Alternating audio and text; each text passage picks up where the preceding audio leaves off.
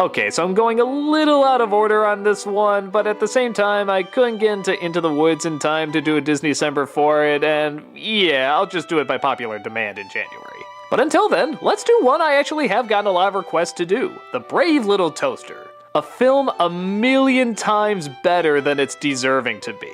I mean, just listen to that title. The Brave Little Toaster. This sounds like a story for 1-year-olds that should have little to no effort put into it. And even the setup, in some respects, is kinda like that too. A bunch of appliances, with eyes, mouths, the whole thing, have been sitting around the house waiting for their master to return. But a long amount of time has passed and they're starting to feel like he's never going to come back. Fearing he might be in trouble, they decide to leave the home and go looking for him. The rest of the film is the great big journey they take to try and find where he's gone. Our characters include a radio, played by Jon Lovitz, a vacuum, an electric blanket, a lamp, and of course, our brave little toaster.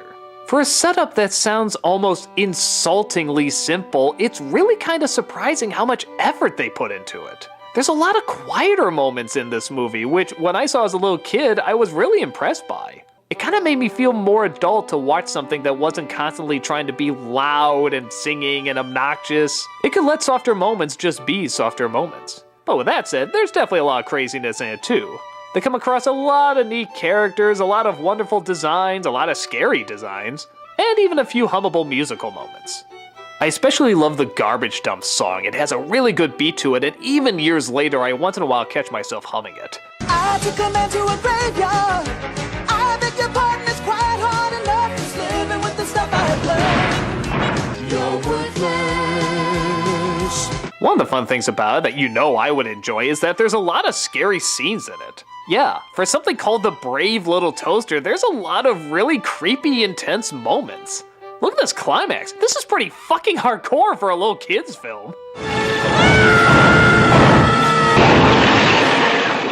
But even beyond that, the characters are actually kind of enjoyable. They're all really simple, but really unique and distinct. They all kind of come together and help each other out as a group, and they all have their moments to shine. I really appreciate this film not just for being enjoyable, but for taking an idea that pretty much had nothing going for it and just putting their damnedest into it. This is not a lazy project. This is something that people came together and said, you know what, this is weird, this is odd, but we're gonna do everything that we can with it. It's a good film. Okay, not phenomenal, but I don't know what kind of phenomenal things you can really do with this setup. Hell, I'm amazed they even made it to okay standards. This is a fun little adventure to take your kids on.